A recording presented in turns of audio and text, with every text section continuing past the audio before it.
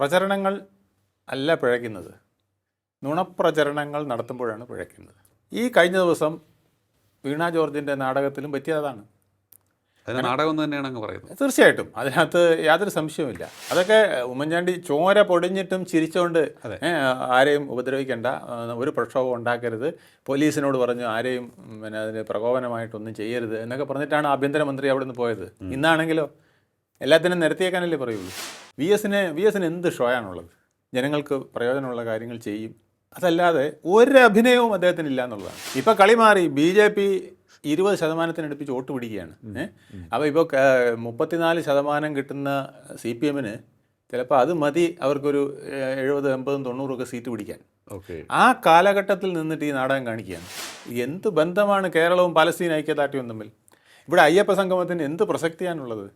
അയ്യപ്പൻ്റെ അവിടെ ആ സമയത്തിന്, ആ എഫേർട്ടിന്, ആ പണത്തിന് അവിടെ വരുന്ന അയ്യപ്പന്മാർക്ക് വിരിവയ്ക്കാൻ എന്തെങ്കിലും സൗകര്യം ചെയ്ത് കൊടുത്തിരുന്നെങ്കിൽ.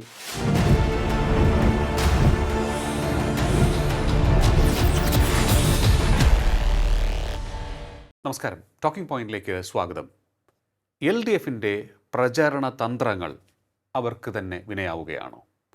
കഴിഞ്ഞ ദിവസം കണ്ണൂരിൽ മന്ത്രി വീണ ജോർജിനെതിരെ KSU പ്രവർത്തകരുടെ പ്രതിഷേധം നടന്നപ്പോൾ അത് വലിയ അക്രമ സംഭവമായി ഉയർത്തിക്കാട്ടുകയും മന്ത്രിക്ക് ഗുരുതരമായി പരിക്കേറ്റു എന്നുമുള്ള അവരുടെ പ്രചാരണം, അല്ലെങ്കിൽ ആ രീതിയിൽ കാര്യങ്ങൾ നീക്കിയത് അവർക്ക് തന്നെ തിരിച്ചടിയാകുമോ?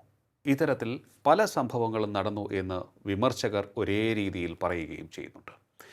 തിരഞ്ഞെടുപ്പ് അടുത്ത ഈ വേളയിൽ ഇത്തരത്തിലൊരു പ്രചാരണത്തിന് ദുഷ്ടലാക്കുണ്ട് എന്നും പറയുന്നുണ്ട് UDF നേതാക്കൾ. പരിശോധിക്കാൻ നമുക്ക്. നമ്മോടൊപ്പം ചേരുകയാണ് രാഷ്ട്രീയ നിരീക്ഷകൻ അഡ്വക്കേറ്റ് വേണുഗോപാൽ MS. നമസ്കാരം സാർ, ടോക്കിംഗ് പോയിന്റിലേക്ക് സ്വാഗതം. നമസ്കാരം. LDFിൻ്റെ തന്ത്രങ്ങൾ പാളുകയാണോ? എന്നും LDF എന്ന് പറയുന്നത്, അല്ലെങ്കിൽ പ്രത്യേകിച്ച് CPM നേതൃത്വം എന്ന് പറയുന്നത് വളരെ ഇഫക്റ്റീവായ തന്ത്രങ്ങൾ മെനയുന്നതിനും പ്രചാരണ വേലകൾ എക്സിക്യൂട്ട് ചെയ്യുന്നതിനും മിടുക്കന്മാരാണ്. അതൊക്കെ തന്നെ വലിയ രീതിയിൽ റിസൾട്ട് അവർക്ക് കൊടുക്കുകയും ചെയ്തിട്ടുണ്ട്. നരേറ്റീവുകൾ സൃഷ്ടിച്ചത് ഫലപ്രദമാക്കുന്നതിൽ LDFിനോളം മറ്റൊരു പാർട്ടിക്കും കേരളത്തിൽ നേട്ടം കൊയ്യാൻ സാധിച്ചിട്ടില്ല. പക്ഷേ ഇപ്പോൾ എല്ലാം പിഴയ്ക്കുകയാണ് അവർക്ക്. എന്താണ് അങ്ങയുടെ അഭിപ്രായം? പ്രചരണങ്ങൾ അല്ല പിഴയ്ക്കുന്നത്, നുണപ്രചരണങ്ങൾ നടത്തുമ്പോഴാണ് പിഴയ്ക്കുന്നത്. ഒരു പ്രചരണവും പിഴയ്ക്കില്ല.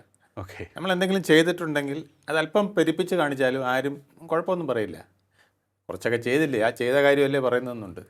പക്ഷേ 0-ൽ നിന്ന് നിങ്ങൾ 1000-ലേക്കും 10,000-ലേക്കും ഒക്കെ പറയുമ്പം ആൾക്കാർക്ക് വിഷമം വരും. ഈ കഴിഞ്ഞ ദിവസം വീണ ജോർജിൻ്റെ നാടകത്തിലും പറ്റിയതാണ്.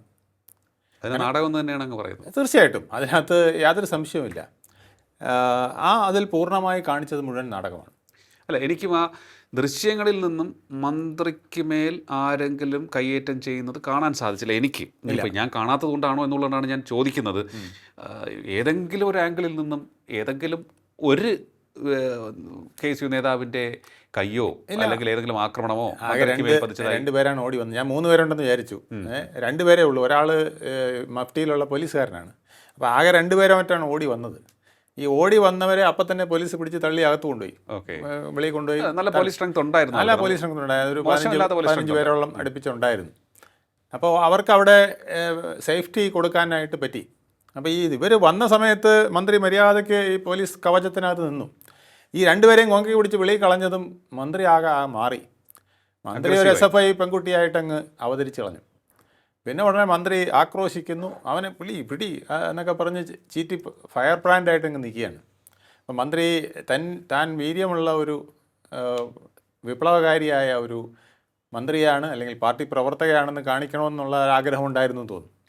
അപ്പോൾ അത് കാണിച്ചപ്പോൾ പോലീസുകാർക്ക് ഇതിൻ്റെ അപകടം മനസ്സിലായി. കാരണം മന്ത്രി കൂടുതൽ മുമ്പോട്ട് ചാടുകയറ്റ് ചെയ്താൽ അവിടെ അങ്ങനെ മാറി നിൽക്കുന്ന പിള്ളേർ വന്ന് വീണ്ടും ആക്രമിച്ചാൽ പോലീസുകാരൻ്റെ തൊപ്പി തെറിക്കും. അതുകൊണ്ട് അവർ മന്ത്രിയെ കവചം സൃഷ്ടിച്ച് നിർത്താൻ നോക്കി. ആ കവചത്തിനകത്ത് നിന്നുകൊണ്ട് മന്ത്രി ആക്രോശവും ബഹളവുമായിരുന്നു. അത് ഒരു പോലീസുകാരൻ, പുരുഷ പോലീസുകാരൻ തന്നെ മന്ത്രിയുടെ ഷോൾഡറിൽ പിടിച്ച് നിർത്തുന്നത് ഞാൻ കണ്ടു. കാരണം മറ്റൊന്നിനുമല്ല, അയാൾക്ക് മന്ത്രി അവിടെ നിർത്തേണ്ടത് അയാളുടെ ഒരു ആവശ്യമാണ്. കാരണം അല്ലെങ്കിൽ മന്ത്രി ഈ കവചത്തിന് പുറത്ത് ചാടിയാൽ എവനെങ്കിലും വന്ന് ഇതുപോലെ പാഞ്ഞ് വന്ന് കൊടിക്ക് പകരം ശരിക്കും കൊങ്ങി പിടിച്ചാൽ എന്ത് ചെയ്യും? ആ ഭയത്തിലാണ് അവർ മന്ത്രിയെ വളഞ്ഞിട്ട് പിടിച്ചത്. ഈ വെപ്രാളത്തിനിടയ്ക്ക് മന്ത്രി കാണിച്ച നാടകം അതിര് കടന്നുപോയി. ആ നാടകത്തിൻ്റെ ഫലമായിട്ട് ഇവിടെ പോലീസുകാരുടെ ഇടയിൽ ഉന്തും തള്ളും പോലെ വരുത്തി മന്ത്രിയുടെ കഴുത്തിന് വല്ല ചെറിയ പ്രശ്നം പറ്റിയിട്ടുണ്ടോയെന്നറിയില്ല. കാരണം മന്ത്രിക്ക് 2021 ഇലക്ഷൻ സമയത്ത് ചെറിയൊരു അപകടം എന്താണ്ട് പറ്റി, കുറച്ച് നാൾ കോളറിൽ വെച്ചുകൊണ്ടാണ് നടന്നിരുന്നത്. അപ്പോൾ ഡിസ്കിന് എന്തെങ്കിലും ചെറിയ പ്രോബ്ലം അന്ന് സംഭവിച്ചു കാണും. ഇലക്ഷൻ സമയത്ത് പഴയ പടങ്ങൾ നോക്കിയാൽ അറിയാം. കുറേ ദിവസം കഴുത്തിന് ഈ സാധനം കെട്ടിക്കൊണ്ടാണ് നടന്നത്. അപ്പം നമ്മൾ അങ്ങനെ ഒരു പ്രശ്നം നമുക്കുണ്ടെങ്കിൽ ഇത് പിന്നെ നമ്മൾ തന്നെ ഒന്ന് ബഹളം കാണിച്ചാൽ ചിലപ്പം വരാം. ഓക്കെ, ഇത് സംഭവിക്കാവുന്നതാണ്. അപ്പോൾ ചിലപ്പം മന്ത്രി ഇങ്ങനെ പോയി എന്നിട്ട് മന്ത്രി കുഴപ്പമൊന്നുമില്ല, മന്ത്രി പിന്നെയും നീണ്ടു പോകുന്നു, പ്ലാറ്റ്ഫോമിൽ പോകുന്നു, പത്രക്കാരെ ചീത്ത പറയുന്നു, കഴുത്തിൽ പിടിച്ചുകൊണ്ടിരിക്കുന്നത് കാണുന്നുണ്ട്. അത് പിന്നീട് അത് ഇതിൻ്റെ സ്റ്റേജ് 4-5 എണ്ണം ഉണ്ട്. ഒന്നാം സ്റ്റേജ് എന്ന് പറയുന്നത് മന്ത്രി കാറിൽ വന്ന് ഇറങ്ങുന്നു, നേരെ കയറുന്നു. അപ്പോൾ മന്ത്രി പിള്ളേർ ബഹളം വെച്ചുകൊണ്ട് വരുമ്പോൾ മന്ത്രി പൂച്ചക്കുട്ടിയെ പോലെ അനുസരിച്ച് രക്ഷാകവചത്തിനകത്ത് നിൽക്കുകയാണ് പോലീസിൻ്റെ. മന്ത്രി ഈ പിള്ളേരെ രണ്ടുപേരെ പിടിച്ചു പോയി കഴിഞ്ഞതും മന്ത്രി ശൗര്യം അങ്ങോട്ട് കൂട്ടി ശൗര്യത്തിൽ അങ്ങോട്ട് ആക്രോശിച്ചുകൊണ്ട് നിൽക്കാൻ തുടങ്ങി. അപ്പോഴാണ് പോലീസുകാർ പേടിച്ച് തടുത്തത്. ആ തടുത്ത് നിർത്തുന്നതിനിടയിൽ മന്ത്രിക്ക് എന്തെങ്കിലും ഷേക്ക് പറ്റിയിട്ടുണ്ടോ എന്നറിയില്ല. അപ്പോൾ അപ്പോഴും വേദനയൊന്നും മന്ത്രിക്കില്ല. മന്ത്രി എന്നിട്ടും നേരെ പോവുകയാണ്. പിന്നെ പത്രക്കാരോട് പറയും നിങ്ങളൊക്കെ എവിടെ നിൽക്കുന്നതെന്ന് അറിയാം, അതുകൊണ്ട് എനിക്കറിയാം നേരത്തെ എന്തോ സംഭവിക്കാനുണ്ടെന്നൊക്കെ പറഞ്ഞ് വാചകമൊക്കെ അടിച്ച് പോകുന്നു. മന്ത്രി ബാഗും കുടയെല്ലാം പിന്നെ സ്റ്റാഫിന് കൊടുക്കുന്നു, കയ്യും വീശി പോകുന്നു. വളരെ ധൈര്യമായിട്ട് എതിർക്കാനെന്നുള്ള മട്ടിൽ 2-3 പ്രാവശ്യം നിൽക്കുന്നു, പത്രക്കാരോട് പോകാൻ പറയുന്നു. ഇതെല്ലാം കഴിഞ്ഞ് മന്ത്രി 1ാമത്തെ പ്ലാറ്റ്ഫോമിൽ നിന്ന് 3ാമത്തെ പ്ലാറ്റ്ഫോമിലേക്ക് എത്തുകയാണ്. അതെല്ലാം നടന്നാണ് പോകുന്നത്. നടന്ന് ഭംഗിയായി പോയി അവിടെ ചെന്ന് കഴിഞ്ഞിട്ടാണ് മന്ത്രിക്ക് പെട്ടെന്ന് കഴുത്തിന് വേദന വരുന്നത്. ചിലപ്പോൾ സംഭവിച്ചുകൂടാകില്ല, ഞാനതിനെ എതിർക്കുന്നില്ല. ചിലപ്പോൾ അങ്ങനെ സംഭവിക്കാം. മുമ്പ് 21 അങ്ങനെ പറ്റിയിട്ടുണ്ടെങ്കിൽ ചിലപ്പോൾ ഈ സാഹസങ്ങളെല്ലാം കഴിഞ്ഞ് ചിലപ്പോൾ ഒരു 5 മിനിറ്റ് കഴിഞ്ഞപ്പോഴായിരിക്കും ഈ ഡിസ്കിൻ്റെ പെയിൻ കൂടിയിട്ടുണ്ടാവുക. ഓക്കെ, അത് സംഭവിക്കാവുന്നതാണ്. പക്ഷേ എന്നാലും ഈ KSUക്കാർ ചെയ്തതാണെന്നുള്ളതിന് യാതൊരു സാധ്യതയുമില്ല. കാരണം ഇവരെ അപ്പോഴേ അവിടെ തൂക്കിക്കൊണ്ട് പോയി. ഒന്നുകിൽ പോലീസിൻ്റെ കവചത്തിൽ നിന്ന് ചാടാൻ മന്ത്രി ശ്രമിച്ച സമയത്ത് മന്ത്രിക്ക് എന്തെങ്കിലും സംഭവിച്ചിട്ടുണ്ടെങ്കിൽ അത് ചിലപ്പം കുറച്ചുകൂടെ നടന്നൊക്കെ പോയി കഴിഞ്ഞപ്പോഴായിരിക്കും ചിലപ്പോൾ ഒരു വേദന തോന്നിയിട്ടുണ്ടാവുക. അത് ക്ഷതം സംഭവിച്ചിട്ടുണ്ടോയെന്ന് അത് ഇപ്പോൾ എന്തായാലും ഡോക്ടർമാർ പറയേണ്ടതാണ്. പക്ഷേ ആദ്യം കുഴപ്പമൊന്നുമില്ല, വലിയ സീരിയസ് പ്രശ്നമൊന്നുമല്ല എന്ന് പറഞ്ഞു. പക്ഷേ ഇന്നത്തെ മെഡിക്കൽ ബുള്ളറ്റിൻ വരുന്നത് മന്ത്രിക്ക് ഗുരുതരമായിട്ടുള്ള പരിക്കാണ് ഏറ്റത് എന്നാണ്. ഇത് മാർക്സിസ്റ്റ് പാർട്ടി ഇത്തരത്തിൽ ഒക്കെ കാണിക്കുന്നത് എന്തിനാണെന്ന് എനിക്ക് മനസ്സിലാകുന്നില്ല. മാർക്സിസ്റ്റ് പാർട്ടി എന്ന് പറയുന്നത് ഒരു വളരെയധികം ക്രെഡിബിലിറ്റി ഉള്ളൊരു പാർട്ടിയായിരുന്നു. അതിൻ്റെ നേതാക്കൾ എല്ലാ കാലത്തും സത്യം ജനങ്ങളോട് തുറന്നു പറയുന്നതിൽ EMSൻ്റെയൊക്കെ ഒരു പ്രത്യേകതയായിരുന്നു. VSൻ്റെ പ്രത്യേകത ജാടകളില്ല, ഒരു വിധത്തിലെ അഭിനയവും അവർക്കില്ലായിരുന്നു എന്നുള്ളതാണ്. അവർ മാത്രമല്ല, അടുത്ത തലമുറ MV രാഘവൻ ഉൾപ്പെടെയുള്ളവർ ഒരു പരുക്കൻ സ്വഭാവമെങ്കിൽ പരുക്കൻ സ്വഭാവം അതങ്ങനെ അങ്ങ് പോകും. അത് ചിലർ അധികം സംസാരിക്കില്ല, പക്ഷേ ജനങ്ങൾ അവർക്ക് വോട്ട് ചെയ്തിരുന്നു. ഒരു ഷോയും വേണ്ട എന്നുള്ളതാണ്. ഇവർക്കൊന്നും ഒരു ഷോയും കാണിക്കാതെ അവരെ ജനങ്ങൾ ബഹുമാനിച്ചിരുന്നു, അവർക്ക് വോട്ട് ചെയ്തിരുന്നു. VSന് എന്ത് ഷോയാണുള്ളത്? VS എന്ന് പറഞ്ഞാൽ ഒരു പരുക്കനാണ്. പലപ്പോഴും നമ്മൾ വളരെ വിനയത്തോടു കൂടി ചെന്ന് അദ്ദേഹത്തിന് പറഞ്ഞാൽ അദ്ദേഹം അത് വലിയ മൈൻഡൊന്നും ചെയ്യില്ല. കേൾക്കും, പക്ഷേ കേട്ട് അതിന് നടപടി എടുക്കും. നമുക്ക് എന്തെങ്കിലും ഉപകാരം ചെയ്യാനുള്ളതാണെങ്കിൽ ചെയ്യും, ജനങ്ങൾക്ക് പ്രയോജനമുള്ള കാര്യങ്ങൾ ചെയ്യും. അതല്ലാതെ ഒരു അഭിനയവും അദ്ദേഹത്തിനില്ല എന്നുള്ളതാണ്. പക്ഷേ ഇന്ന് വന്ന് ഇങ്ങോട്ട് മാർക്സിസ്റ്റ് പാർട്ടിയുടെ നേതാക്കളെല്ലാം അഭിനയത്തിൻ്റെ ആൾക്കാരായി മാറിയിരിക്കുന്നു. അവരുടെ ആ ഗാംഭീര്യം, ഗൗരവം, അവരുടെ ആ സീരിയസ്നെസ് എന്തുകൊണ്ടാണ് അവർക്ക് വരുന്നത്? ഈ സംസ്ഥാനത്ത് അല്ലെങ്കിൽ ഈ രാജ്യത്ത് വലിയ പ്രശ്നങ്ങളുണ്ടെന്നും തന്നെ സമീപിക്കുന്ന ഒരു വലിയ വിഭാഗം തൊഴിലാളികളും കർഷകരും ഒക്കെ വലിയ കഷ്ടത്തിലാണെന്നും ഇവർക്ക് എന്ത് ചെയ്യണം ഞാൻ എന്നൊക്കെ ഉള്ള ചിന്തകൾ കൊണ്ടാണ് ആ സീരിയസ്നെസ് വരുന്നത്.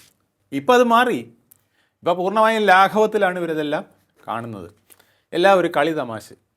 അതോടുകൂടി അവരുടെ ആ വെയിറ്റേജ് പോയി. ഏറ്റവും ഞാൻ മുമ്പ് കണ്ട ഒരു പിന്നെ യുവ നേതാവ് പൊട്ടിക്കരയുന്ന കണ്ടു. ചുമ്മാ ക്യാമറയുടെ മുമ്പിൽ വന്ന് അയാൾ എന്തോ അധിക്ഷേപിച്ചെന്ന് പറഞ്ഞു. ഞാൻ അത് പേര് മറന്നുപോയി. രാജേഷ്. അതെ, ഒരു നാടകം അങ്ങനെ കാണിച്ചു. സി പി എമ്മിൻ്റെ വർഗീയവാദി എന്നെന്തോ പറഞ്ഞെന്ന് പറഞ്ഞ ഒരു പൊട്ടിക്കരച്ചിൽ പെട്ടെന്ന്. അപ്പോൾ അന്ന് നമ്മളിത് നാടകം എന്ന് കണ്ടതാണ്. പിന്നെ ഞാൻ കണ്ടതിൽ ഏറ്റവും വലിയ രസകരമല്ല വേദനാജനകമായ നാടകം ശിവദാസ മേനോൻ ലാത്തിയടി കൊണ്ട് കിടക്കുകയാണ് പാലക്കാട്. അപ്പോൾ കൃഷ്ണദാസൻ ഞാൻ വളരെ നല്ല ഒരു MP ആയിട്ട് കരുതിയിരുന്ന ആളാണ്. അദ്ദേഹം അത് MP സ്ഥാനം കഴിഞ്ഞെന്ന് തോന്നപ്പോൾ അദ്ദേഹം ഇദ്ദേഹത്തിൻ്റെ തലയിൽ പിടിച്ചുകൊണ്ട് ഇങ്ങനെ നിൽക്കുകയാണ്. എന്നിട്ട് ആ വരുന്ന ചോര ഇയാളുടെ കറുത്ത താടിയിൽ ഇങ്ങനെ തേക്കുകയാണ്. അപ്പോൾ ആ ലാത്തി ചാർജിൽ ശിവദാസമേനോൻ തല പൊട്ടിക്കിടക്കുകയാണ്. 70-75 വയസ്സാകാണ്ട് ഉണ്ട് അദ്ദേഹത്തിന്. അപ്പം തന്നെ ആ ആളിൻ്റെ തലയിലെ ചോര ഒപ്പി ഇദ്ദേഹം കവിളി തേക്കുകയാണ്. ഞാൻ അതിശയിച്ചു പോയി. അത് നമുക്ക് ക്യാമറ അത് ഒരു അബദ്ധം പറ്റിയതാണ്. ഇതുപോലെ ക്ലോസപ്പിൽ ഏതോ ഒരു TV ചാനൽ എടുക്കുമെന്നുള്ളത് അദ്ദേഹം ഉദ്ദേശിച്ചില്ല. ഓക്കെ, അത് വളരെ ക്ഷീണമായിട്ട് തന്നെ വന്നു. അപ്പോൾ ഇങ്ങനെയുള്ള നാടകങ്ങൾ കാണിക്കുക, അതൊരു ദയനീയ നാടകമായിപ്പോയി. ശിവദാസനെ പോലുള്ള പ്രായമായ ഒരു മനുഷ്യൻ്റെ അപ്പോഴേ തന്നെ അദ്ദേഹത്തിനെ എടുത്ത് ആശുപത്രി കൊണ്ടുപോകുമോ അല്ലെങ്കിൽ അദ്ദേഹത്തിൻ്റെ തലയിൽ രക്തം ചോർന്നു പോകാതെ പൊത്തിപ്പിടിക്കുകയോ എന്തെങ്കിലും ചെയ്യുന്നതിന് വരെ ഒപ്പിത്തേക്കുകയാണ്.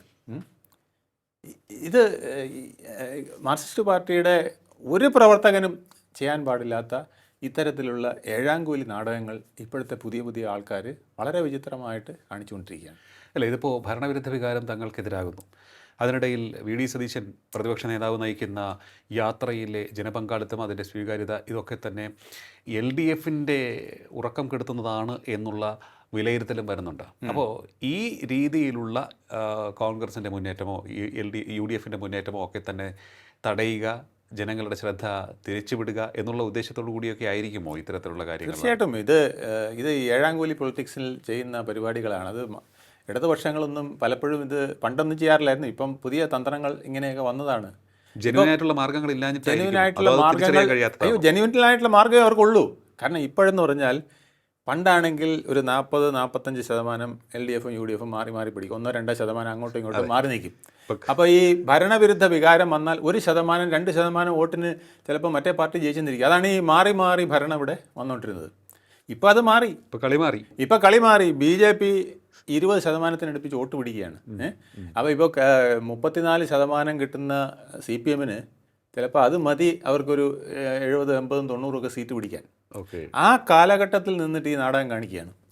ഇതൊന്നുമല്ല, ഏറ്റവും മോശമാണ് CPMൻ്റെ അവസ്ഥ ഇപ്പം, അത് സമ്മതിച്ചിരിക്കുന്നു. പക്ഷേ ആ അവസ്ഥയിൽ പോലും അവർക്ക് 59 സീറ്റ് തദ്ദേശ ഭരണ സ്ഥാപന തെരഞ്ഞെടുപ്പിൽ അവർക്ക് ഭൂരിപക്ഷമുള്ളത് കിട്ടിയിട്ടുണ്ട്.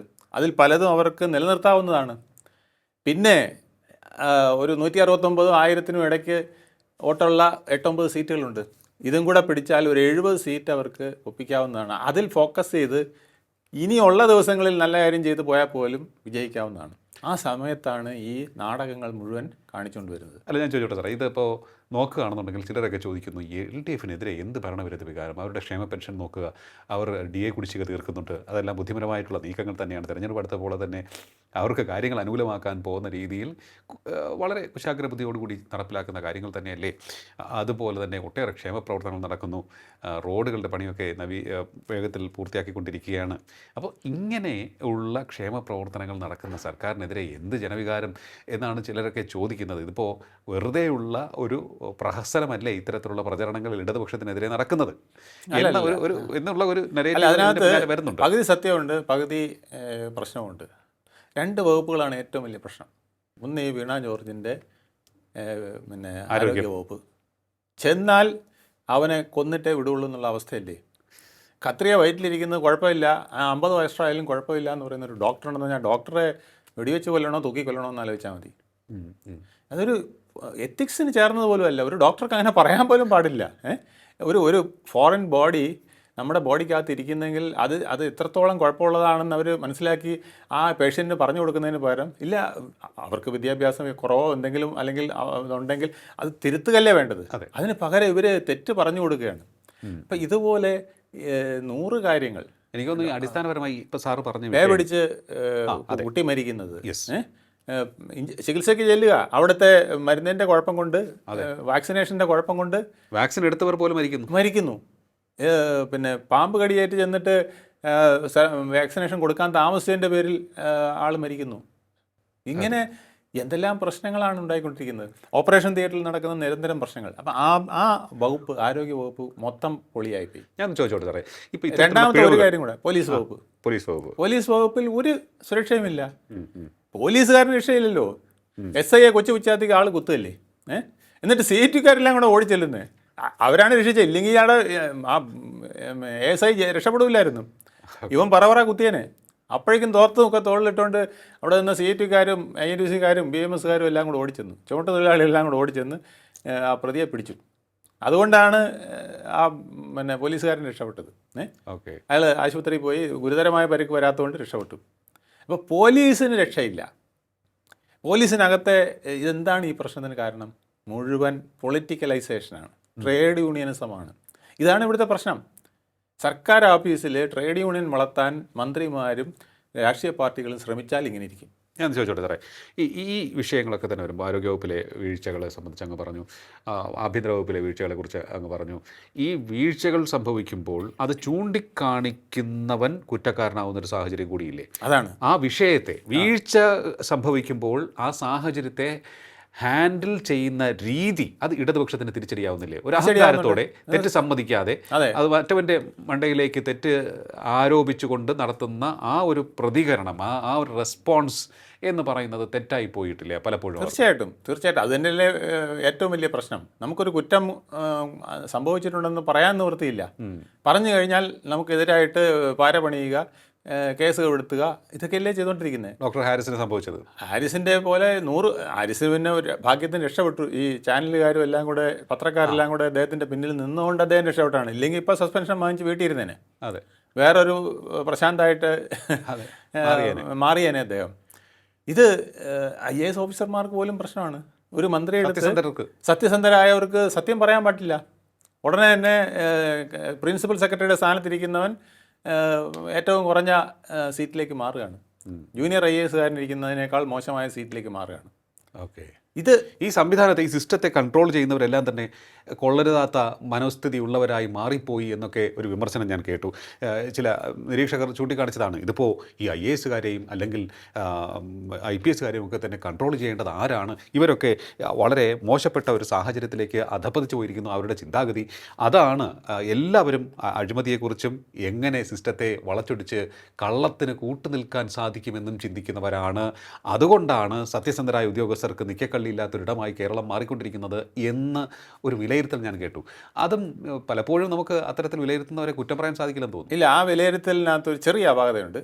തെറ്റ് ഇപ്പോൾ എല്ലാത്തിലും തെറ്റ് കാണിക്കുന്നവരുണ്ട്. IAS കുഴപ്പക്കാരുണ്ട്, IPS കുഴപ്പക്കാരുണ്ട്, അധ്യാപകരിൽ കുഴപ്പക്കാരുണ്ട്, അതെ, ഡോക്ടർമാരിൽ കുഴപ്പക്കാരുണ്ട്. അപ്പോൾ ഒരു മന്ത്രിസഭ എന്താ ചെയ്യേണ്ടത്? നല്ലവരെ ചൂസ് ചെയ്യുക. അതെ, ഈ നല്ലവരെ ചൂസ് ചെയ്യാതെ കെട്ടവനെ ചൂസ് ചെയ്താൽ എന്തെന്നറിയാം, അവൻ അതിൻ്റെ താഴെ കൊണ്ടുവയ്ക്കണതും കെട്ടവനായിരിക്കും. അതെ. ഇപ്പോൾ ഒരു ചീഫ് സെക്രട്ടറി കുഴപ്പക്കാരനാണെങ്കിൽ, കെട്ടവനാണെങ്കിൽ അയാളുടെ കൂടെ നിൽക്കുന്ന മുഴുവൻ ആളിനെയും കെട്ടവനാക്കും.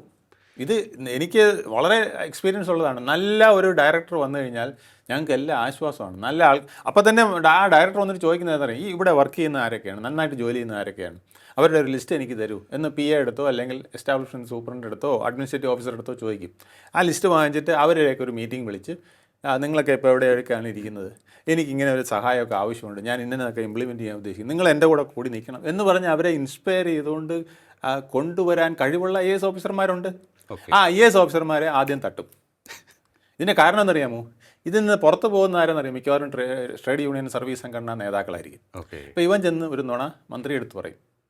മന്ത്രി പറയും, അങ്ങനെ താനായിട്ട് തീരുമാനിക്കുന്നു വേണ്ട, എന്നോട് പറഞ്ഞിട്ട് തീരുമാനിച്ചാൽ മതി, താൻ അവിടെ ഗ്രൂപ്പിസം ഒന്നും ഉണ്ടാക്കണ്ട, അല്ലെങ്കിൽ പ്രത്യേകത ഒന്നും വേണ്ട, ഞങ്ങളൊരു ലിസ്റ്റ് തരും, അതനുസരിച്ച് മതി എന്ന് പറയും. അപ്പോൾ അത് ട്രേഡ് യൂണിയൻ നേതാവ് ഒരു ലിസ്റ്റ് മന്ത്രിക്ക് കൊടുക്കും. പോസ്റ്റർ ഒട്ടിക്കുന്നവൻ, ലഘുലേഖ വിതരണം ചെയ്യുന്നവൻ, ഇന്ന് വരെ ഫയൽ നോക്കാത്തവൻ, ഇന്ന് വരെ സർജറി നടത്താത്തവൻ ഒക്കെ ആയിട്ടുള്ളവൻ്റെ ലിസ്റ്റ് അങ്ങ് കൊടുക്കും. ഇവനെ എല്ലാം തലപ്പത്തേക്ക് പിടിച്ചിരുത്തും. DMO അല്ലെങ്കിൽ superintendent of medical college, principal of medical college, അല്ലെങ്കിൽ യൂണിറ്റ് ഹെഡ് എന്നൊക്കെ പറഞ്ഞ് കുറേ പേരെ അങ്ങ് ഇരുത്തും. ഇതെല്ലാം മറ്റേ ട്രേഡ് യൂണിയൻ ലിസ്റ്റ് പ്രകാരമാണ്. അപ്പോൾ എന്ത് പറ്റുമെന്നറിയാമോ? കെട്ടവന്മാരെല്ലാം കൂടെ ഒരു ഗ്യാങ്. ഇവന് പണിയറിയില്ല, പണിയും ചെയ്യില്ല, പിന്നെ അവൻ എന്താ ചെയ്യാൻ പറ്റുക? കള്ളം പറയുക. എന്നിട്ട് മുഴുവൻ കള്ളങ്ങളങ്ങോട്ട് അടിച്ചോളും. ഈ കള്ളങ്ങൾ അടിച്ച് ജനം ഇത് മടുത്തു, ജനം വെറുത്തു. അല്ല, അതാണ് ഈ ഇത്തരത്തിലുള്ള കള്ളത്തരങ്ങൾക്ക്. എന്നാൽ കുറേ ഡെവലപ്മെൻറ്റ് ഉണ്ടായിട്ടുണ്ട്.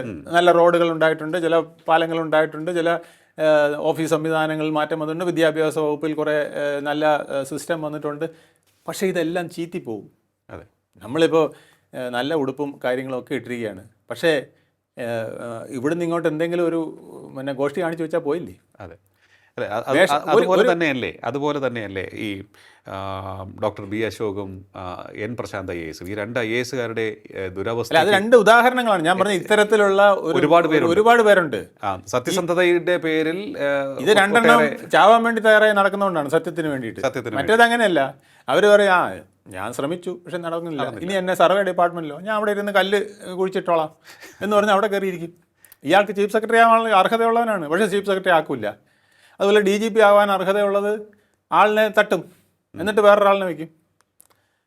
അപ്പോൾ ഇപ്പോൾ വന്ന റവദ ചന്ദ്രശേഖർ വളരെ ഭേദപ്പെട്ട ആളാണ്, ഇല്ലയെന്നല്ല ഞാൻ പറയുന്നത്. പക്ഷേ ഇത് പലപ്പോഴും സംഭവിക്കാറില്ല. കാരണം അന്ന് എടുത്ത ആ ലിസ്റ്റിലെ 3 പേരും മിടുക്കന്മാരായിരുന്നു. ഈ റവദ ചന്ദ്രശേഖറിൻ്റെ പീരീഡിൽ വന്ന ലിസ്റ്റിലെ 3 പേരും മിടുക്കന്മാരായിരുന്നു. അപ്പോൾ ഏത് മിടുക്കനെ ഏറ്റവും കുറഞ്ഞ മോശമുള്ള മിടുക്കനെ എടുക്കേണ്ടത് എങ്ങനെയാണെന്ന് മാത്രമേ പിന്നെ നോക്കേണ്ടി വന്നുള്ളൂ. ഓക്കെ, അത് ബാക്കിയുള്ളവരൊക്കെ സെൻറ്ററിലൊക്കെ പോയി അവർ പിന്നെ ടോപ്പ് റാങ്കിൽ ഇരിപ്പുണ്ട്. ഓക്കെ. അപ്പോൾ ഇത്തരത്തിലുള്ള കാര്യങ്ങൾ എന്തായാലും ഈ തിരഞ്ഞെടുപ്പ് അടുത്ത വേളയിൽ ഒട്ടേറെ കാര്യങ്ങൾ ചെയ്യാൻ സാധിച്ചു എന്ന് അവകാശപ്പെടുന്നുണ്ട്. ഇപ്പോൾ ഒട്ടേറെ കാര്യങ്ങൾ ഇപ്പോൾ ഇതിനകത്ത് ഈ പൊളിറ്റിക്സിൽ ഇപ്പോൾ വന്നിരിക്കുന്നത് 5 വർഷം നമ്മൾ ചെയ്യാനുള്ള പണിയെടുക്കില്ല. ഓക്കെ, അന്നേരം പിന്നെ കറങ്ങി നടക്കും, അല്ലെങ്കിൽ മീറ്റിംഗ് നടത്തും, കല്ലിടും, ഉദ്ഘാടനം ചെയ്യും, പിന്നെ സിനിമാക്കാരുടെ പുറകെ നടക്കും, സിനിമാ പരിപാടി അല്ലെങ്കിൽ വേടൻ്റെ റാപ്പർ പരിപാടി, ഇതൊക്കെ ഉദ്ഘാടനം ചെയ്ത് ആൾ കൂട്ടി ഇങ്ങനെ നടക്കും. അവസാനം 4.5 വർഷം കഴിയുമ്പോഴാണ് അയ്യോ ഇനിയിപ്പോൾ ജനങ്ങളെ സമീപിക്കണമല്ലോ. അപ്പോൾ എന്താണ്, ഡൈവേർട്ട് ചെയ്യാനുള്ള സാധനം കൊണ്ടുവരും. അതെ, നമ്മുടെ മൈൻഡിനെ ഡൈവേർട്ട് ചെയ്യാനുള്ള സാധനങ്ങൾ എടുത്തുകൊണ്ട് വരും. അതെ, പിന്നെ നമ്മളെ ഡിവൈഡ് ചെയ്യാനുള്ള സാധനങ്ങൾ എടുത്തുകൊണ്ട് വരും. അടുത്ത ഒരു ടാക്സിക്സ് അതാണ്. അതായത് നമ്മളെ ഡിവൈഡ് ചെയ്യുന്ന എന്തൊക്കെ വിധത്തിൽ പറ്റുമോ അതെല്ലാം വിധത്തിൽ ഓരോന്ന് കൊണ്ടുവന്ന് അത് മുന്നോട്ട് വയ്ക്കും. അപ്പോൾ ആ ഡിവിസീവ് പർപ്പസിൽ നിന്ന് കിട്ടുന്ന വോട്ടുകൾ എങ്ങനെ നേടാം. അപ്പോൾ അയ്യപ്പ സംഗമം വെച്ചു, അല്ലെങ്കിൽ പിന്നെ പാലസ്തീൻ ഐക്യദാർഢ്യം. എന്ത് ബന്ധമാണ് കേരളവും പാലസ്തീൻ ഐക്യദാർഢ്യവും തമ്മിൽ? ഇവിടെ അയ്യപ്പ സംഗമത്തിന് എന്ത് പ്രസക്തിയാണുള്ളത്? അയ്യപ്പൻ്റെ അവിടെ ആ സമയത്തിന്, ആ എഫേർട്ടിന്, ആ പണത്തിന് അവിടെ വരുന്ന അയ്യപ്പന്മാർക്ക് വിരിവയ്ക്കാൻ എന്തെങ്കിലും സൗകര്യം ചെയ്ത് കൊടുത്തിരുന്നെങ്കിൽ, മൂത്രമൊഴിക്കാൻ 10 ടെമ്പററി ടോയ്ലറ്റെങ്കിലും ഉണ്ടാക്കി വെച്ചിരുന്നെങ്കിൽ എത്ര ഗുണമായിരുന്നു. ഇപ്പോൾ കോടിക്കൊന്നും വിലയില്ലാതായിരിക്കുന്നു. അയ്യപ്പ സംഗമത്തിന് എത്ര കോടിയാണ് ഒരു?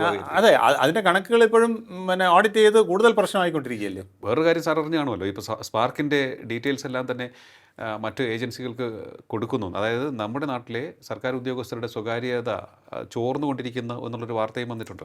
അതൊക്കെ വളരെ നിസ്സാരമെന്ന് എനിക്ക് തോന്നുന്നതാണ്. കാരണം മറ്റൊക്കെ വെച്ച് നോക്കുമ്പോൾ, കാരണം സർക്കാർ ഉദ്യോഗസ്ഥൻ്റെ എഫിഷ്യൻസിയെ കെടുത്തിക്കളഞ്ഞില്ലേ ജോലി. അതായത് ഞാൻ കണ്ടിട്ടുണ്ട്, PSC പരീക്ഷ എഴുതി പിള്ളേർ ഇങ്ങോട്ട് വരുമ്പോൾ ഉണ്ടല്ലോ, അവർക്ക് ആ ജോലി ചെയ്യാനുള്ളൊരു താല്പര്യമുള്ളൊരു ഒരു 70% എങ്കിലും അങ്ങനെയുള്ളവരാണ്. ചിലരേ ഉള്ളൂ ഉഴപ്പാനും സർവീസിൽ ഇനി എങ്ങനെയെങ്കിലും കഴിഞ്ഞു പോകണമെന്ന് ചെയ്യും. ഒരു 70% പിള്ളേരും പണിയെടുക്കാൻ താല്പര്യമുള്ളവരാണ്. എനിക്ക് നന്നായിട്ടൊക്കെ ജോലി ചെയ്ത് ഒരു പേരൊക്കെ എടുക്കണം എന്നൊക്കെ. പക്ഷേ 6 മാസം കഴിയുമ്പോൾ ഇവനെ തിരിച്ചളയും. പണിയെടുക്കരുത്, ജാഥയ്ക്ക് വരണം, പോസ്റ്റർ ഒട്ടിക്കണം, അല്ലെങ്കിൽ നിന്നെ ഇവിടെ നിർത്തൂല, ഞങ്ങൾ കാസർഗോഡ് അടിക്കും, വയനാട് ഇരിക്കുന്നവനെ തിരുവനന്തപുരത്ത് അടിക്കും എന്ന് പറഞ്ഞ് ട്രേഡ് യൂണിയനിസത്തിൻ്റെ ഒരു അതിപ്രസരമാണ് നടക്കുന്നത്.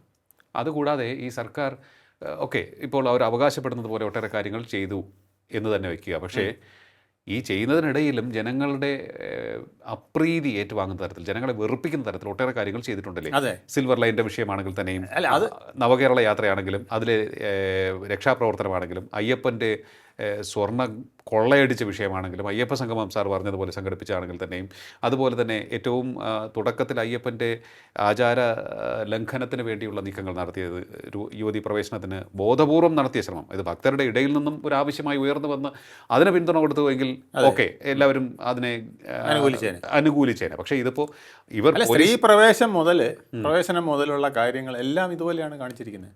ഓക്കെ, സ്ത്രീ പ്രവേശനം എന്തിനാണ്? അത് കാണിച്ചാൽ പിന്നെ പുരോഗമനവാദികളുടെ വോട്ടും കിട്ടും, പിന്നെ ഹിന്ദുക്കൾ കുറേ പേര് എതിർക്കുമ്പം മുസ്ലിങ്ങളുടെയും മറ്റ് വിഭാഗങ്ങളുടെ വോട്ട് കിട്ടുമെന്നൊക്കെ വിചാരിച്ചാണ് ചെയ്തത്. പക്ഷേ അത് തിരിഞ്ഞുപോയി. അപ്പോൾ പിന്നെ അതിനെ കറക്റ്റ് ചെയ്യാൻ അയ്യപ്പ സംഗമമായി. ഇങ്ങനെ ഈ ഒന്നുകിൽ ഡൈവേർട്ട് ചെയ്യുക, ഞാൻ പറഞ്ഞില്ലേ, അറ്റൻഷൻ ഡൈവേർട്ട് ചെയ്യുന്നത്, അല്ലെങ്കിൽ ഡിവൈഡ് ചെയ്യുന്നത്, അതല്ലെങ്കിൽ ഫ്രീ ബീസുകൾ. ഖജനാവിൽ നിന്ന് അവസാനം ഈ നെല്ലിപ്പല ഇളകിയിരിക്കുന്ന ഖജനാവിൽ നിന്ന് എടുത്ത് എല്ലാവർക്കും പെൻഷൻ കൊടുക്കുക, അടിത്തറ ഇളകിയിരിക്കുന്ന, ഇതൊന്നും കൊടുക്കാനുള്ള സാധനം അവിടെ ഇല്ല. പക്ഷേ എങ്കിലും പേപ്പറിലെല്ലാം അങ്ങ് കൊടുക്കുകയാണ്. അല്ല സാർ, ഇപ്പോൾ ഈ കിഫ്ബിയുടെ പിന്നെ ഏറ്റവും അവസാനത്തെ സാധനമാണ് സഹതാപം. ഇപ്പോൾ അതാണ് വീണ ജോർജിൻ്റെ വിഷയത്തിൽ എടുത്തിരിക്കുന്നത്. വ്യാജ സഹതാപം. സാധാരണയിലും കുഴപ്പമില്ല. ഓക്കെ. അല്ല, ഇനിയിപ്പോൾ ഞാൻ നേരത്തെ സൂചിപ്പിച്ച പോലെ ഏതെങ്കിലും നമ്മൾ കാണാത്ത ആംഗിളിൽ നിന്നും മന്ത്രിയുടെ കഴുത്തിന് ആരെങ്കിലും പിടിച്ചോ എന്ന് നമുക്കറിയില്ല. കഴുത്ത് അതുണ്ടെങ്കിൽ ഇതിനകം അതിൽ പരിക്കേറ്റതാണോ എന്നറിയില്ല.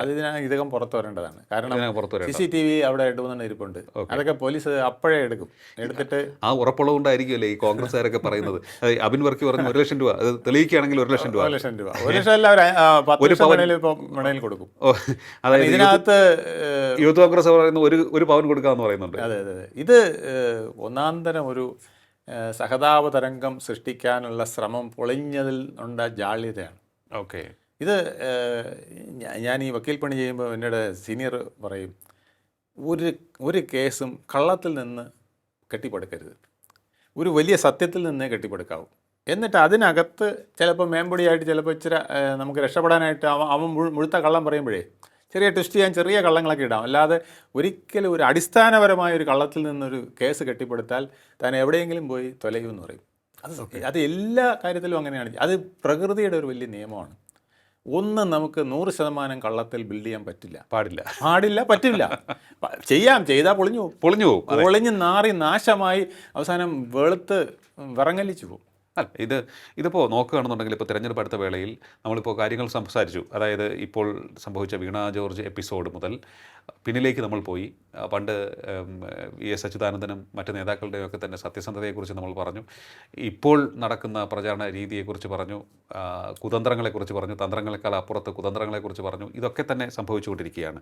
നമ്മുടെ രാഷ്ട്രീയം അത്രമേൽ അധപ്പതിച്ചുകൊണ്ടിരിക്കുകയാണോ? കാരണം യുവജനങ്ങൾക്ക് ഒരു വിശ്വാസം നഷ്ടപ്പെട്ട, പ്രതീക്ഷ നഷ്ടപ്പെട്ട, കുതന്ത്രങ്ങളുടെ മാത്രം കേന്ദ്രമായി രാഷ്ട്രീയം മാറിക്കൊണ്ടിരിക്കുകയാണോ?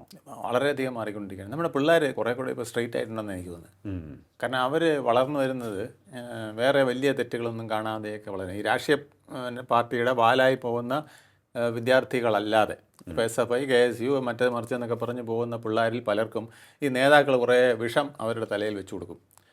അങ്ങനെ ചെയ്യണം, ഇങ്ങനെ ചെയ്യണം, അത് തെറ്റിദ്ധരിപ്പിക്കണം, ആവശ്യമില്ലാത്ത ഇമേജ് ബിൽഡിംഗ് ഉണ്ടാക്കണം, പിന്നെ ഫേസ്ബുക്കിൽ അങ്ങനെ ചെയ്ത് ഇങ്ങനെ ചെയ്ത് സംഗതികൾ പിന്നെ ഒരു ഹീറോയെ പോലെ വരണം എന്നൊക്കെ പറഞ്ഞ് ഇതൊന്നുമല്ല രാഷ്ട്രീയം എന്നുള്ളത് അവരെ പഠിപ്പിക്കുന്നില്ല. രാഷ്ട്രീയം എന്ന് പറയുന്നത് നമ്മുടെ കൂടെ നിൽക്കുന്നവർക്ക് എന്ത് ഗുണം ചെയ്യാൻ കഴിയും എന്നുള്ളതാണ്. അത് ചെയ്തു കൊടുക്കുന്നില്ല. ഇപ്പോൾ VSൻ്റെ കാര്യം, VSനേക്കാൾ വലിയൊരാളുണ്ടായിരുന്നു NS എന്ന് പറഞ്ഞിട്ട്.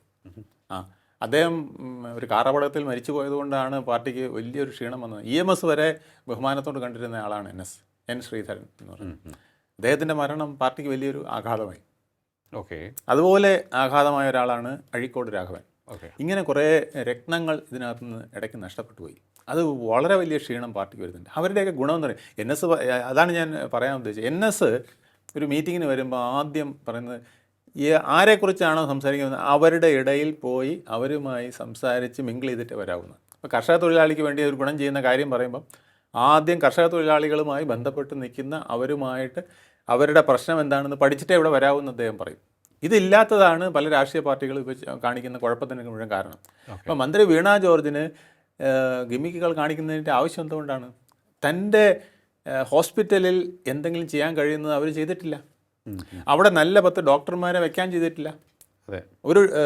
അവർ DMOമാരെ വിളിച്ചിട്ട് നിരന്തരം ചെയ്യേണ്ട ചില ചർച്ചകൾ ചെയ്യുന്നില്ല. എന്നിട്ട് അവിടുത്തെ കുറവുകൾ പരിഹരിക്കാൻ, ഡോക്ടർമാർക്കുള്ള കുറവുകൾ പരിഹരിക്കാൻ അവർ വേണ്ടത് ചെയ്യുന്നില്ല. ഇവിടെ സമരവും സമരാഭാസവും കൊണ്ട് ജനങ്ങളെ ഇങ്ങനെ കബളിപ്പിച്ച് നിർത്താമെന്ന് വിചാരിച്ചിട്ടുണ്ട്. അതാണ് കുഴപ്പം പറയുന്നത്. PR വർക്കും. പക്ഷേ നമ്മുടെ എന്താ മോഹൻ കുന്നുമ്മൽ പിന്നെ യൂണിവേഴ്സിറ്റി വൈസ് ചാൻസലറെ SFI പിള്ളേർ കാണിച്ച് അത് നോക്കുമ്പോൾ വീണ ജോർജിനെ KSU 2 പിള്ളേർ വന്ന് കാണിച്ചത് ഒന്നുമില്ല. അദ്ദേഹത്തിൻ്റെ കാറിന് ചുറ്റും ഇറങ്ങി വാടാന്നൊക്കെ പറഞ്ഞുകൊണ്ട് ഇടിയും അടിയും ബഹളമില്ല. അദ്ദേഹം വളരെ കാമായിട്ട് അവിടെ ഇരുന്നത് കൊണ്ട് അവിടെ പ്രശ്നം ഉണ്ടാകാതെ പോയി. TP ശ്രീനിവാസനെ തള്ളിയിട്ടത് ഓർമ്മയുണ്ടാകും. തീർച്ചയായിട്ടും അദ്ദേഹത്തിന് അടി കൊടുത്ത് അപ്പോഴേ താഴെ ഇട്ടില്ലേ. 2002 KV തോമസ് AK ആന്റണി മന്ത്രിസഭയിൽ ഉണ്ടായിരുന്ന സമയത്ത് അദ്ദേഹത്തെ കരിയോയിൽ ഒഴിച്ചു. 2013 മുഖ്യമന്ത്രിയായിരുന്നപ്പോൾ ഉമ്മൻചാണ്ടിക്ക് നേരെ കല്ലെറിഞ്ഞു. തീർച്ചയായിട്ടും അതൊക്കെ ഉമ്മൻചാണ്ടി ചോര പൊടിഞ്ഞിട്ടും ചിരിച്ചുകൊണ്ട് ആരെയും ഉപദ്രവിക്കേണ്ട, ഒരു പ്രക്ഷോഭം ഉണ്ടാക്കരുത്, പോലീസിനോട് പറഞ്ഞു ആരെയും പിന്നെ അതിന് പ്രകോപനമായിട്ടൊന്നും ചെയ്യരുത് എന്നൊക്കെ പറഞ്ഞിട്ടാണ് ആഭ്യന്തരമന്ത്രി അവിടെ നിന്ന് പോയത്. ഇന്നാണെങ്കിലോ എല്ലാത്തിനും നിരത്തിയേക്കാനല്ലേ പറയുള്ളൂ. അത്രയ്ക്ക് ഇത് കാണിച്ചിട്ടുണ്ട്. എന്തിന് ME രാഘവനെ കൂത്തുപറമ്പ് സംഭവത്തിനെ കുറിച്ച് ME രാഘവൻ നേരിട്ട് പറയുന്നത് ഞാൻ കേട്ടതാണ്. അവിടെ വെടിവെപ്പ് നടന്നില്ലെങ്കിൽ എൻ്റെ ഒരു കയ്യോ കാലോ ഓൻ കൊണ്ടുപോയതെന്നാണ് പറഞ്ഞത്. അത്രയ്ക്ക് വിപ്ലവം കാണിച്ചവരാണ് ഇപ്പം വീണ ജോർജിൻ്റെ കഴുത്ത് ഞെരിച്ച് പീഡിച്ച് തിരിച്ച് കുഴപ്പമാക്കിയെന്ന് പറയുന്നത്. കൈ അതുപോലെ ഇതൊക്കെ പറയുന്നത് പിന്നെ ഗോവിന്ദമാഷിനെ പോലുള്ളവരാണ്. അതാണ് സഹിക്കാൻ പറ്റാത്തത്. ഇത്രയും കാര്യങ്ങൾ സംസ്ഥാന തലത്തിലുള്ള അതെ ഇത്തരത്തിൽ ഇങ്ങനെയൊക്കെ പറയുന്നു. പക്ഷേ ഇവരെന്തുകൊണ്ടായിരിക്കും ഇത്ര അങ്ങനെയാണെങ്കിൽ അവർ നിലവിട്ട് പ്രവർത്തിക്കുന്നുവെങ്കിൽ അവരുടെ ഹാലിളകിയിരിക്കുകയാണോ, അവരുടെ ആത്മവിശ്വാസം നഷ്ടപ്പെട്ടിരിക്കുകയാണോ, ഏത് വിധേനയും എന്തെങ്കിലുമൊക്കെ ചെയ്ത് തിരിച്ചു വരാൻ സാധിക്കണം എന്ന ഒരു ലക്ഷ്യത്തോടു കൂടിയാണോ അവർ ചെയ്യുന്നത്? അത്രമേൽ മുന്നേറ്റം പ്രതിപക്ഷം നടത്തിയിട്ടുണ്ടെന്നാണോ അങ്ങ് കരുതുന്നത്? പ്രതിപക്ഷം മുന്നേറ്റം നടത്തിയത് പകുതി ശരിയാണ്. പക്ഷേ അവർക്ക് ഇപ്പോഴും ജയിക്കാനുള്ള സ്കോപ്പുണ്ട്. പക്ഷേ അത് കളഞ്ഞ് വീണ്ടും അവർക്ക് ഗോൾ ഇട്ട് കൊടുക്കല്ലേ. LDF ഇനിയും ജയിക്കാനുള്ള സാധ്യത ജയിക്കാനുള്ള സാധ്യതകൾ ഉണ്ടായിരുന്നു. ഇനിയിപ്പോൾ ഉണ്ടെന്ന് പറയാൻ പറ്റില്ല. കാരണം ആ അയ്യപ്പൻ്റെ പിന്നെ അയ്യപ്പ സംഗമത്തിലും അതിന് ശേഷം നടന്ന പ്രവൃത്തികളും വളരെ കുഴപ്പം ചെയ്തിട്ടുണ്ട്. പ്രത്യേകിച്ച് അവസാനം നടത്തിയ കണക്കും കാര്യങ്ങളും ഇത് ഒരു വിധത്തിലും പിന്നെ നമുക്ക് ഗതിപിടിക്കാൻ പറ്റാത്ത അവസ്ഥയാണ് എന്നുള്ളത് ആൾക്ക് മനസ്സിലായി. അതുപോലെ തന്നെ ഇപ്പോൾ നടന്ന സീരീസ് ഓഫ് പിന്നെ ഈ പിന്നെ ഹെൽത്ത് ഡിപ്പാർട്ട്മെൻറ്റിലെ പ്രശ്നങ്ങൾ, കത്രിക, ഞവണ എല്ലാം ഇങ്ങനെ വയറ്റി കിടക്കുന്നതും കാലിന് പകരം കൈവെട്ടി കൊണ്ടുപോകുന്നത്, ഇതൊക്കെ പലരുടെയും ജീവിതം അതുകൊണ്ട് നഷ്ടപ്പെടുകയാണ്. അവരുടെ ജീവൻ നഷ്ടപ്പെടുന്നു എന്നുള്ളതിനപ്പുറം ജീവിതം തന്നെ നഷ്ടമാവുകയാണ്. കിടക്കയിലും വേദനയിലും വിശ്വസിച്ചൊന്നും പോകാൻ പറ്റാത്ത അവസ്ഥയല്ലേ. ഗവൺമെൻറ് ഹോസ്പിറ്റലിൽ പോകാൻ പറ്റാം. പക്ഷേ പാവങ്ങൾക്ക് അവിടെയല്ലേ പോകാൻ പറ്റുള്ളൂ. വേറെ എവിടെ ഇരിക്കുന്നു? അല്ല, ഗവൺമെൻറ് ഹോസ്പിറ്റലിൽ മാത്രമല്ല, ഇപ്പോൾ പ്രൈവറ്റ് ഹോസ്പിറ്റലിൽ നിന്നാണ് കൂടുതൽ കേസ് റിപ്പോർട്ട് ചെയ്യുന്നത് എന്നാണ് മന്ത്രി തന്നെ പറഞ്ഞിട്ടുള്ളത്. മന്ത്രി ഇതൊക്കെ പറയുന്നുണ്ട്, പക്ഷേ മന്ത്രിക്ക് ഇത് പരിഹരിക്കാൻ പറ്റുന്നില്ലല്ലോ. മറ്റൊരു കാര്യവും പറയുന്നുണ്ട്. അതായത് ചില നിരീക്ഷകർ പറഞ്ഞൊരു കാര്യം വളരെ ശ്രദ്ധേയമായിട്ടുള്ളൊരു കാര്യമാണ്. ഈ ഇപ്പോഴത്തെ ആരോഗ്യമന്ത്രിയാണെങ്കിലും കഴിഞ്ഞ ആരോഗ്യമന്ത്രിയാണെങ്കിലും അതിനേക്കാളൊക്കെ തന്നെ എത്രയോ ഭേദം, വളരെ മികച്ചതായിരുന്നു PK ശ്രീമതി ടീച്ചർ മന്ത്രിയായിരുന്നപ്പോൾ എന്നാണ് പറയുന്നത്. അത് ആരോഗ്യമേഖലയിൽ ഉന്നത സ്ഥാനങ്ങൾ വഹിച്ച ഡോക്ടർമാർ ഉൾപ്പെടെയുള്ളവർ എന്നോട് നേരിട്ട് പറഞ്ഞിട്ടുള്ള കാര്യമാണ്. വളരെ ദീർഘവീക്ഷണമുള്ള പദ്ധതികൾ നടപ്പിലാക്കി എന്നാണ് പറയുന്നത്. ഞാനൊരു മന്ത്രിയുടെ private secretary, additional private secretary ആയിരുന്ന ആളാണ്. പ്ലാനിംഗ് ബോർഡ് വൈസ് ചെയർമാൻ്റെ പ്രൈവറ്റ് സെക്രട്ടറി ആയിരുന്ന ആളാണ്. എനിക്ക് ഒരു കാര്യം അറിയാം, ഉന്നതങ്ങളിൽ ഇരിക്കുമ്പം നമുക്ക് മനസ്സ് മാത്രം മതി. എനിക്ക് നല്ലത് ചെയ്യണം എന്ന് വിചാരിച്ചിരുന്നാൽ അവിടെ 100 സജഷൻസ് വരും, 100 ആൾക്കാർ വരും. അപ്പം ആ നല്ലതിൽ കൊത്തിയാൽ മാത്രം മതി. പക്ഷേ ഇത് പിന്നെ നമുക്ക് പണം ഉണ്ടാക്കണം താല്പര്യം, നമ്മുടെ പാർട്ടിക്ക് പണം ഉണ്ടാക്കണം താല്പര്യം, ഇത്തരം കാര്യങ്ങൾ വേണം. പക്ഷേ അത് അതിര് വിട്ട് ചെയ്യാൻ പോകുമ്പോൾ തീർച്ചയായിട്ടും അത് അപഹാസ്യമാകും. അതുപോലെ തന്നെ നമുക്ക് അപമാനകരവുമാകും. ആ വിധത്തിലേക്ക് പോകുന്ന അഡ്മിനിസ്ട്രേഷനുകൾ പിന്നെ പിടിച്ചാൽ കിട്ടില്ല.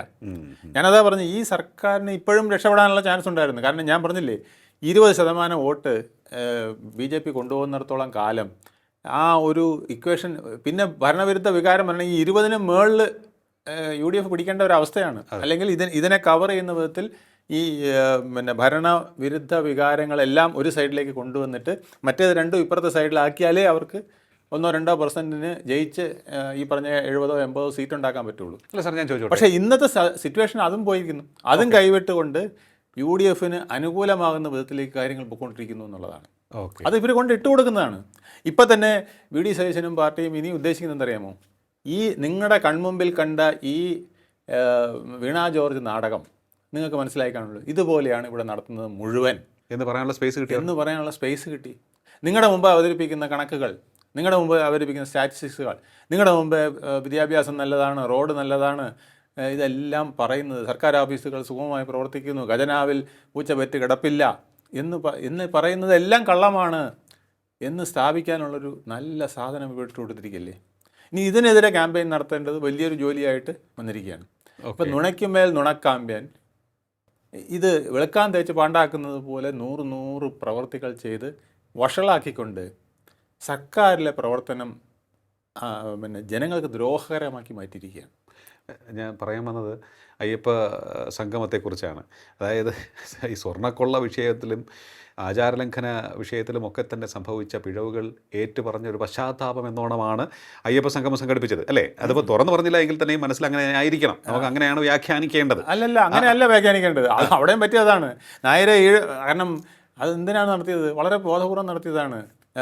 ക്രിസ്ത്യൻ മുസ്ലിം പോളറൈസേഷൻ ഉണ്ടാകുകയും മലപ്പുറം മുതൽ ഏതാണ്ട് കോട്ടയം വരെയുള്ള സീറ്റുകൾ മറ്റവർ അടിച്ചുകൊണ്ട് പോകുമെന്നുള്ളത് മനസ്സിലായി. UDFൻ്റെ കൈ പോകുമെന്ന് മനസ്സിലായപ്പം തിരുവനന്തപുരം, കൊല്ലം, ആലപ്പുഴ ജില്ലകളിലെ എങ്കിലും ആൾക്കാരെ പിടിച്ചു നിർത്തിക്കൊണ്ട്, തൃശ്ശൂരും പാലക്കാടും ഒക്കെ ഒരുവിധം പിടിച്ചു നിർത്തിക്കൊണ്ട് ഹിന്ദുക്കളുടെ ഒരു ഐക്യം ഇപ്പുറത്തോട്ട് കൊണ്ടുവന്നുകൊണ്ട് അത് ഗുണകരമാക്കി മാറ്റണം എന്ന് വിചാരിച്ച് ചെയ്തതാണ്. അല്ല, ഞാൻ പറഞ്ഞതാണ്, അതായത് യുവതീ പ്രവേശനത്തോടുകൂടി നഷ്ടപ്പെട്ട ഹിന്ദു വോട്ട് ബേസ് തിരിച്ചു പിടിക്കാൻ വേണ്ടി ഞങ്ങൾ പശ്ചാത്തപിക്കുകയാണ്. ഞങ്ങൾ ആത്മാർത്ഥമായി പറയുകയാണ്, പണ്ട് സംഭവിച്ചത് ഞങ്ങൾ തിരുത്തുകയാണ്, ഞങ്ങൾ ഇപ്പോൾ നിങ്ങൾക്കൊപ്പമാണ് എന്ന് വരുത്തി തീർക്കാൻ വേണ്ടി ചെയ്തതാണ്. അവിടെയും കൊള്ളാം. അതെ, അത് കമന്നാൽ കാപ്പണം എന്ന് പറയുന്നത് 100% അർത്ഥവത്തായി പോകുന്ന വിധത്തിലാണ്. അല്പമെങ്കിലും അവരോട് അടുത്ത് നിൽക്കുന്നവരുടെ മനസ്സ് വീണ്ടും അവരെക്കുറിച്ച് ഓർക്കുമ്പോൾ വെറുപ്പിലേക്ക് പോകും. സ്ത്രീകളൊക്കെ പ്രാകുകയാണ്. ഞാൻ എത്രയോ പേരുടേത് കേട്ടെന്നറിയാം. ഈ അയ്യപ്പൻ്റെ അവിടെ നടത്തുന്ന കൊള്ള ഇങ്ങനെയാണെങ്കിൽ ഇവർ പിന്നെ ബാക്കിയുള്ളിടത്തൊക്കെ നടത്തുന്ന കൊള്ള എത്രയായിരിക്കും എന്ന് വിവരമില്ലാത്തവർ എന്ന് നമ്മൾ കരുതുന്നവർ വരെ ചോദിക്കുകയാണ്. കാരണം ജനങ്ങൾക്ക് വളരെ സെൻസ് ഉണ്ടെന്നേ. കാരണം ഇന്ന് ഈ ചാനലുകളും പിന്നെ സോഷ്യൽ മീഡിയയൊക്കെ ഇങ്ങനെ ആക്റ്റീവ് ആയിരിക്കുന്നിടത്ത് എല്ലാ കാര്യങ്ങളും ഫിംഗർ ടിപ്പിൽ അവർക്ക് അറിയാൻ കഴിയുന്നു. അതെ, പണ്ടൊക്കെ മന്ത്രി ആരാണ്, മന്ത്രിയുടെ സ്വഭാവം എന്താണെന്നൊക്കെ മന്ത്രിയുടെ മുമ്പ് പോയാൽ കണ്ടാലേ അറിയാവുള്ളൂ. ഇപ്പം വീണ ജോർജിനെ കാണുമ്പോൾ വീണ ജോർജിൻ്റെ ക്യാരക്ടർ ഹിസ്റ്ററി അവർ എഴുതി നമുക്ക് തരും. അതെ, വിദ്യാഭ്യാസ മന്ത്രിയെ കാണുമ്പോൾ അത് പൂർണ്ണമായിട്ട് തരും. അപ്പോൾ ജനത്തിന് 19 മന്ത്രിമാരുടെയും മുഖ്യമന്ത്രിയുടെയും എല്ലാം സ്വഭാവം കറക്റ്റായിട്ട് അറിയാം. പ്രതിപക്ഷത്തെ നേതാക്കളുടെയും സ്വഭാവം അവർക്കറിയാം. അപ്പോൾ അവർക്ക് ജഡ്ജ് ചെയ്യാൻ വളരെ എളുപ്പമാണ്. ആ അവസ്ഥയിലേക്ക് പോവാണ്. സ്വയം കുഴി തോണ്ടി കഴിഞ്ഞു. ഇനിയിപ്പോൾ ആ കുഴിയുടെ മുകളിൽ ഏതെങ്കിലും പാലം കെട്ടാൻ ഈ ചുരുങ്ങിയ സമയം കൊണ്ട് സാധിക്കും. ചെയ്യാവുന്നതെല്ലാം ചെയ്തു. ഞാൻ പറഞ്ഞില്ലേ, ഡൈവേർട്ട് ചെയ്യാൻ നോക്കി, ഡിവൈഡ് ചെയ്യാൻ നോക്കി, പിന്നെ ഫ്രീ ബീസ് കൊടുക്കാവുന്നത് കൊടുത്തു. അതെ, പിന്നെ അപഖ്യാതി ഈ സഹതാപ തരംഗത്തിന് നോക്കി, അപഖ്യാതി പറഞ്ഞ് പിന്നെ മറ്റ് ആൾക്കാരെ കൊച്ചാക്കാൻ നോക്കി പ്രതിപക്ഷത്തിനെ. ഓക്കെ, അപ്പം ഇത് ചെയ്യാവുന്ന ഗീബൽസൻ തന്ത്രങ്ങളും പിന്നെ മറ്റ് കുതന്ത്രങ്ങളും എല്ലാം പയറ്റി കഴിഞ്ഞു. ഇനി എന്നിട്ടും ജനം പിന്നെ ഇനി വിടില്ല എന്ന് പറഞ്ഞു നിന്നാൽ പിന്നെ വി ഡി സതീശന് രക്ഷപ്പെട്ടല്ലേ പറ്റുള്ളൂ. അതെ, അതായത് ഇടതുപക്ഷത്തോടുള്ള വെറുപ്പിൻ്റെ പേരിൽ ജനം UDF-നൊപ്പം നിന്നേക്കും. അതെ, എക്കാലത്തും അങ്ങനെയാണ് ചെയ്യുന്നത്. പക്ഷേ അത് 1-2% പേരിലാണ്. ഇപ്പോൾ ഒരു വലിയ ശതമാനം പിടിച്ച് വി ഡി സതീശൻ ഭരണം പിടിക്കുകയാണ്. അങ്ങനെയുള്ള സാഹചര്യത്തിലേക്ക് വന്നിട്ടുണ്ടോ? അങ്ങനെയുള്ള സാഹചര്യത്തിലേക്കാണ് ഇപ്പോൾ പോകുന്നത്. ഇനി ഇത് ബ്രേക്ക് ഇട്ട് പിടിക്കാൻ അല്പം വിഷമമാണ്. ജനങ്ങളിൽ നിന്ന് അത്രയേറെ അകന്നു. ഈ കള്ളത്തരങ്ങൾ, ധാർഷ്ട്യം, എല്ലാം കൊണ്ടും വളരെയധികം ജനങ്ങൾ മടുത്തു പോയിരിക്കുന്നു, വെറുത്തു പോയിരിക്കുന്നു. ഇനി ഇതിനകത്തൊരു പ്രോപ്പഗാൻഡ കൊണ്ടും പിന്നെ സഹതാപ തരംഗം സൃഷ്ടിച്ചുകൊണ്ടും ഒക്കെ വരാൻ വലിയ പാടാണ്. രാഷ്ട്രീയത്തിൽ കുറച്ചൊക്കെ നൈതികതയ്ക്കും സത്യസന്ധതയ്ക്കും സ്ഥാനം കൊടുക്കണം. ഇല്ലെങ്കിൽ നിങ്ങൾ എടുത്തെറിയപ്പെടും, തൂത്തു നീക്കപ്പെടും. അവിടെ തിരിച്ചു വരാൻ എളുപ്പമാവില്ല കാര്യങ്ങൾ എന്ന് ഓർത്തിരിക്കുക. അത് പക്ഷം ഇടതായാലും വലതായാലും. ഇവിടെ ഇപ്പോൾ ഏറ്റുവാങ്ങേണ്ടി വരുന്ന ജനങ്ങളുടെ റാത്ത് ഏറ്റുവാങ്ങേണ്ടി വരുന്നൊരു ദുരവസ്ഥയിലേക്ക് ഇടതുപക്ഷം തൂത്തെറിയപ്പെട്ടുകൊണ്ടിരിക്കുകയാണ്. അവരുടെ കയ്യിലിരിപ്പ് കൊണ്ട്, അവരുടെ ധാർഷ്ട്യം കൊണ്ട്, അവരുടെ പിടിപ്പുകേട് കൊണ്ട്, അവരുടെ കൊള്ളത്തരങ്ങൾ കൊണ്ട് അങ്ങനെ ആയി അധപ്പതിച്ചിരിക്കുകയാണ് കേരളത്തിൽ ഒരു കാലത്ത് വിശ്വാസ്യതയുടെ പര്യായമായിരുന്ന ഇടതുപക്ഷം. ഇനി തിരിച്ചു വരുവാനുള്ള സ്പേസ് തുച്ഛമാണെന്ന് നിങ്ങൾ ഇനിയെങ്കിലും തിരിച്ചറിയുക. അല്പമെങ്കിലും സത്യസന്ധതയുടെ അംശം ബാക്കിയുണ്ടെങ്കിൽ ഇനിയെങ്കിലും ജനങ്ങളോട് നേരെ ചൊവ്വേ പെരുമാറുക, കള്ളത്തരത്തിൻ്റെ പാത ഉപേക്ഷിക്കുക. അല്പമെങ്കിലും ഉളുപ്പുണ്ടെങ്കിൽ അങ്ങനെ ചെയ്യുക. അത് മാത്രമാണ് ഞങ്ങൾക്ക് പറയാനുള്ളത്. കാരണം ഇത് നിങ്ങൾ ഞങ്ങളെക്കൊണ്ട് പറയിക്കുന്നതാണ്. പകൽ പോലെ വെളിച്ചമായ കാര്യങ്ങൾ അവിടെ ഒരു വലിയ കള്ളത്തരത്തിൻ്റെ നാടകം തീർക്കുമ്പോൾ ജനം പ്രതികരിക്കുമെന്ന് നിങ്ങൾ അറിയുക. എല്ലാവരും കണ്ടുകൊണ്ടിരിക്കുകയാണ്. നമുക്ക് ചുറ്റും ക്യാമറ കണ്ണുകൾ അത് നിറഞ്ഞു നിൽക്കുകയാണ്. ഇനിയെങ്കിലും അത് തിരിച്ചറിയുക. നിങ്ങൾ പറയുന്നത് മാത്രമാണ് സത്യം, അത് മാത്രമേ ജനങ്ങൾ വിശ്വസിക്കാവൂ, അല്ല എങ്കിൽ രക്ഷാപ്രവർത്തനം നടത്തും എന്ന ആ തിട്ടൂരം ജനങ്ങൾ തട്ടിയെറിയും. അത് ഉൾക്കൊള്ളുക. വളരെയധികം നന്ദി സാർ, ഇത്ര സമയം ടോക്കിംഗ് പോയിന്റുമായി സംസാരിച്ചത്. ടോക്കിംഗ് പോയിന്റിൻ്റെ ഈ അധ്യായം ഇവിടെ പൂർണ്ണമാകുന്നു. ഇനി അടുത്ത എപ്പിസോഡിൽ കാണാം. നമസ്കാരം.